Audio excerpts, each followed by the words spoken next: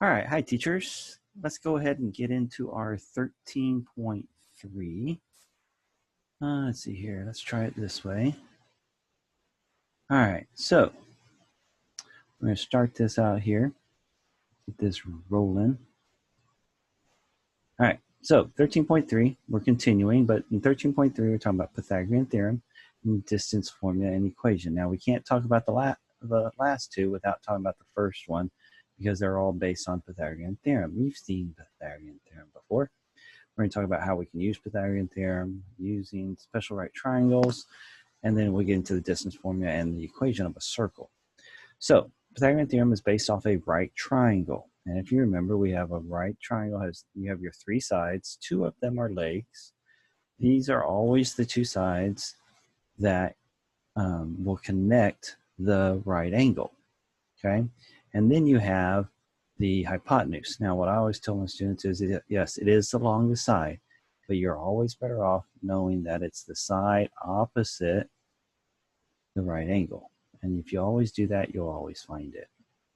Okay, so we have to know each side and what they are. That is hypotenuse. Okay, all right, so Pythagorean theorem, you remember c squared is equal to a squared plus b squared, or I commonly said a squared plus b squared is equal to c squared. Okay, so we have our three sides, and it only works on right triangles because it has to have the hypotenuse. Okay, so when we look at this, it says BC is 3, so BC is here is 3, AC is 4. Find AB, which would make this 3 squared plus 4 squared, which would be 9 and 16, which is 25. So that's what c squared is. Okay, and then to figure out what c is, we take the square root of both sides, and technically you get plus or minus 5. Okay.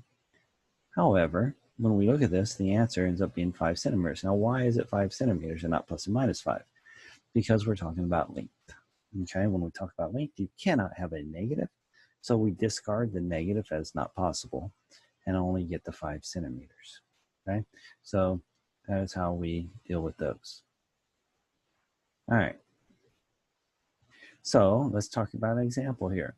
We have how they tell you the size of a TV screen is by the diagonal through the middle, this diagonal here. Okay, and it says if the screen has a length of 24 and a width of 18, how do I find C? Well, we use Pythagorean theorem. 18 squared plus 20 squared is going to equal to C squared. Okay, so your 18 squared plus 24 squared adds up to 900.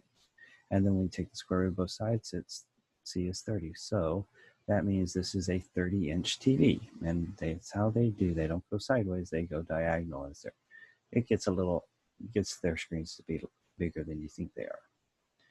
All right, now, what about this type of triangle? So it says we have a pole that's 28 feet tall. And always double check our sides. And then it says two wires, AB and BC, are both 35, which makes this an isosceles triangle. Now, why is that important to know it's an isosceles triangle? Well, it's important because this would be my altitude or my height. Okay, these are the same, which then makes this altitude bisecting this side, which makes AD have to be the same as DC. Okay, and so they want to know how far it is from stake A to stake C, which means if all I have to do is find AD or DC, and we're good to go.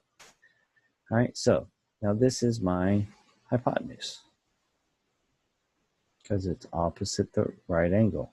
This would be a leg, and I'm trying to find the other leg, which means A plus B plus C. So that would have to be the 28 squared, okay, plus B squared, whichever one you want to make B squared, is equal to 35 squared, which means I got to subtract the 28 over here, okay, and we get this much, 35 squared minus 28 squared, which would be 441. take the square root of 441, I get 21 plus or minus, but you only want the positive. So if one of these is 21, that means they're both 21. Add them up, you get your 42.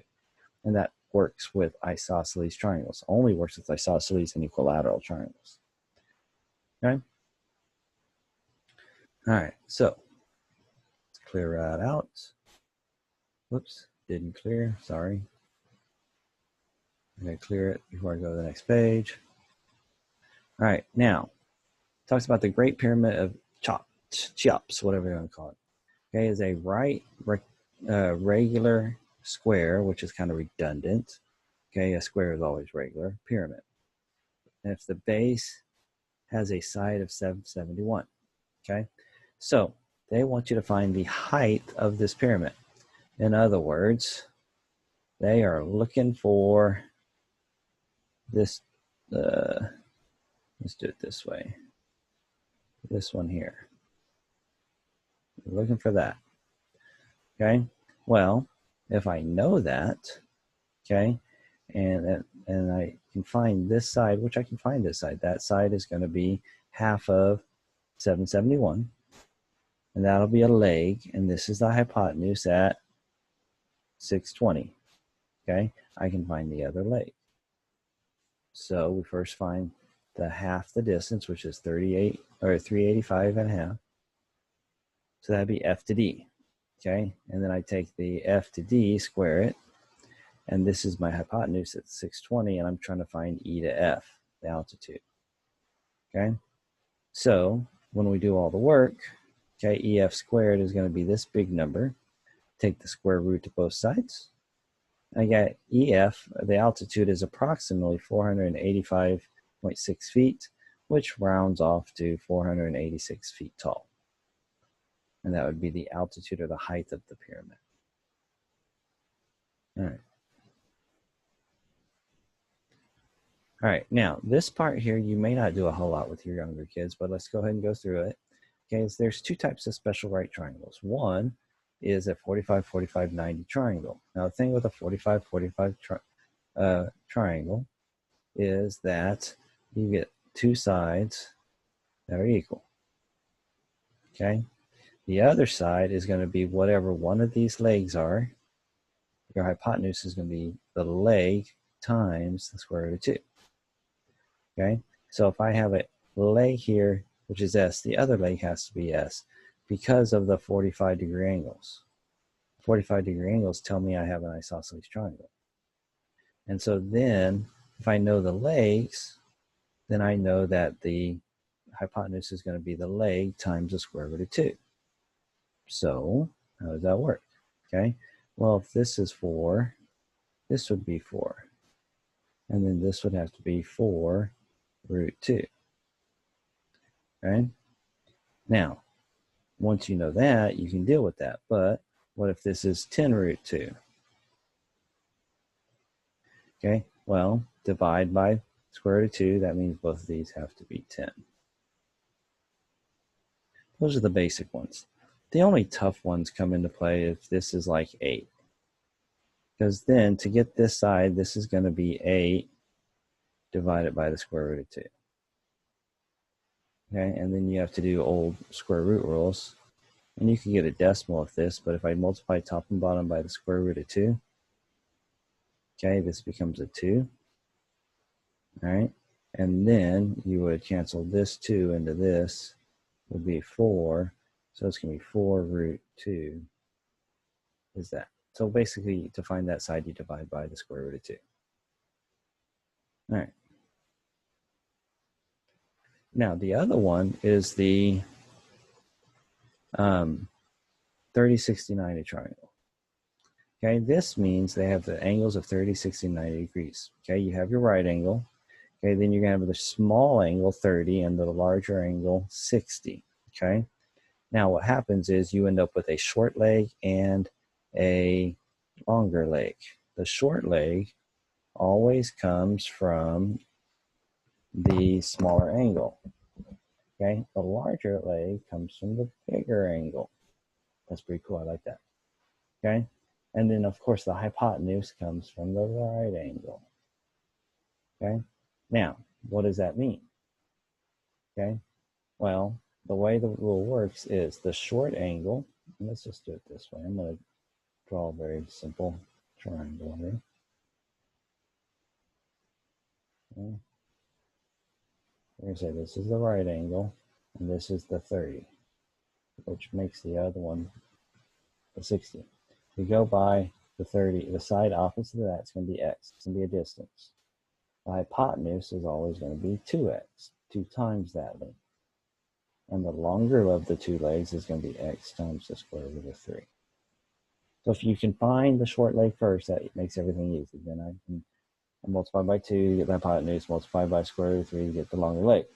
If you know the hypotenuse, you can divide by 2 to get the short leg, and then take that number and multiply the square root of 3. If all you're given is the longer leg, you have to divide by the square root of 3 to get the short leg, and then multiply that by 2 to get the hypotenuse. Okay? So that's how you kind of go through those. All right? And that's kind of what all those talk about. Now, again, you're not going to do a whole lot unless you're teaching higher, junior high, probably. All right, the converse Pythagorean theorem. Now, the converse of the Pythagorean theorem says that if I have a triangle, ABC, and I don't know why I did this on their thing, but if I have a triangle ABC, the triangle the sides A, B, and C, and the Pythagorean theorem works, then the triangle ABC is a right triangle. In other words, if you can find put the 3 sides into the formula and it comes out equal to on both sides, it is a right triangle. Now, as you deal with that, okay, now here we go. You've got to figure out, remember, the longer of the legs is going to be the hypotenuse, the longer side. Don't forget the rule that says the 2 smaller sides have to add up to be bigger than the third side. So that's okay. This is a triangle. That would work also. Now, in this first one, I would set this is A and this is B. And I look at 51 squared plus 68 squared is equal to 85 squared. Is those 2 equal? You can use your calculator, and yes, that would be true. So it is a right triangle. If you look at this one, we'd have 2 squared plus 3 squared is equal to 13 squared. Square root of 2. Well, 2 squared is 4, that's 9, that's 13. The square root of 13 squared is also 13, which means this is a right triangle. And then if we figure this one out, 3 squared plus 4 squared does not equal 7 squared. So this is not a right triangle. In fact, if I add the 3 and the 4 together, that's 7. 7 is not bigger than 7. This is not even a triangle. It has to be a number less than 7 to make it a triangle. Okay? So it's not a triangle, or it's not a right triangle. All right, so that brings us up to finding the distance between 2 points on a graph. Okay, so if I can take any 2 points, C and D, I can find their distance by gridding it out. I can find the distance of this horizontal, find the distance of this vertical, and use Pythagorean theorem.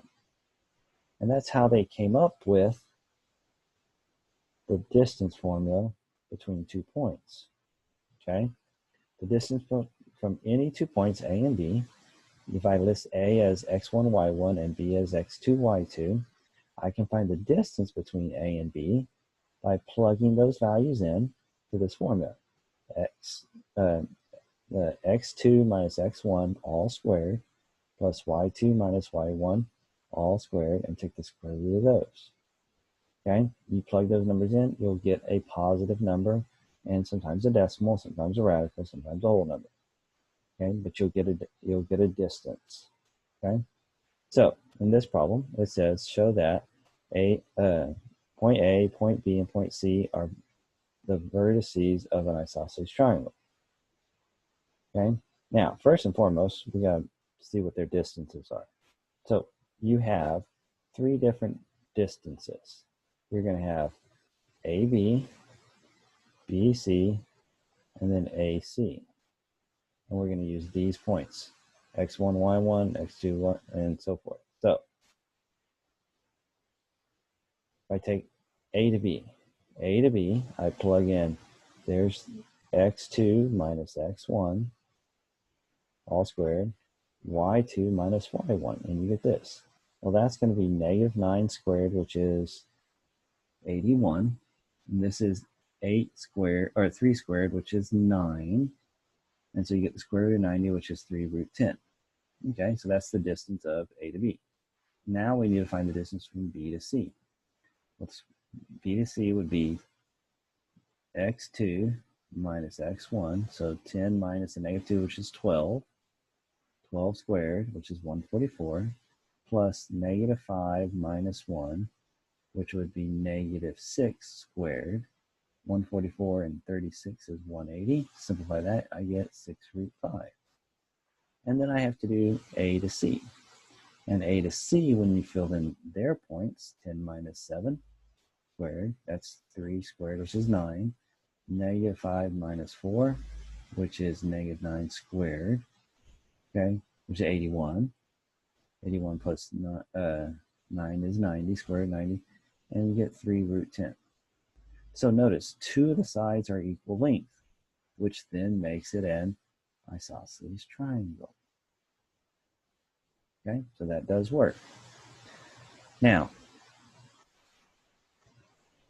let me get rid of those real quick. All right, so the second part of this asks for, get out of that real quick. Go back here. I guess I can't go back. I was going to try and go back. All right, so now it wants to know, is it a right triangle? So we go square root of 90 squared, square root of 90 squared, that would be 90 plus 90 is 180, and the square root of 180 is 180. So since these are equal to each other, this is a right triangle.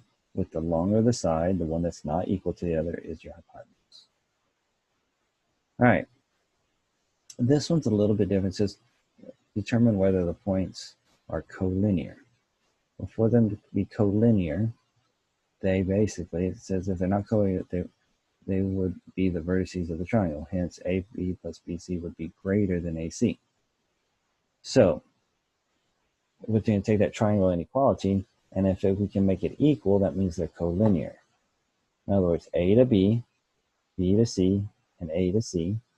If I can add these two of them together, add up to the third one, then they are collinear. Okay, so if AB plus BC is equal to AC, their distances, okay, the triangles cannot be formed, and the points are collinear. So they have to be exactly the same. Okay, so when I find AB, I'm going to get square root of 10. I find BC, same way we did before, we get square root of 10. Okay, I'm going to add those two up. That's going to give me 2 root 10. And then AC, when I add that up, I get the square root of 40. So 2 root 10 is when I add these two together, and if I simplify the square root of 40, I get 2 root 10, which means the first two added equals this last one, and which means it's not a triangle. All the points are actually collinear. They line up on the same line. They fold on top of each other. All right, then the last thing we're going to talk about is the distance formula. Okay, and we're going to use the distance formula to find the equation of a circle. So, because a circle is the same distance around a center point, okay, you can use Pythagorean theorem right here and find the radius. Okay, notice x squared plus y squared would be r squared, which would be my radius. Okay, so x squared plus y squared equal r squared is this equation of a circle with the center at the origin 0, 0. Okay, so that would give me one equation. That's the equation if the center is at 0, 0. Okay, now what if it's not at 0, 0? Well, we have this formula. Square root of x minus h all squared plus y minus k all squared, where h and k represent a center, and r over here is your radius. If I square both sides, I get the formula down here. So this is the formula of an equation of a circle outside of a origin. So how do I deal with that? So if I wrote, I'm going to try this way because I can't write too many things here. I'm going to try and type this in. All right, so let's say I have, oops, okay, x minus 9, and that's going to be all squared, plus y plus 4 all squared is equal to 300. Okay, my center is at HK. Now, because of the formula down here is minus h, that means the center, whoops, take off my caps. The center, can't spell, okay, is going to be at HK, and h right now is 9, comma, and the k, because it's supposed to be y minus 4, or y minus k, that means it's opposite sign, which means the y value is going to be at negative 4. And the radius is going to be the square root of 100. And the square root of 100 is 10. Okay? And now I could actually go to that center point, 9, negative 4, and go out 10 in all directions. So if this was not the xy axis, I could put a point here at 9, negative 4, and then go out 10 in all directions. And so I take 10 and go out in all directions, 10, 10, 10, and 10, and then connect all those, and I'll get my circle. Okay? No matter where the center might be.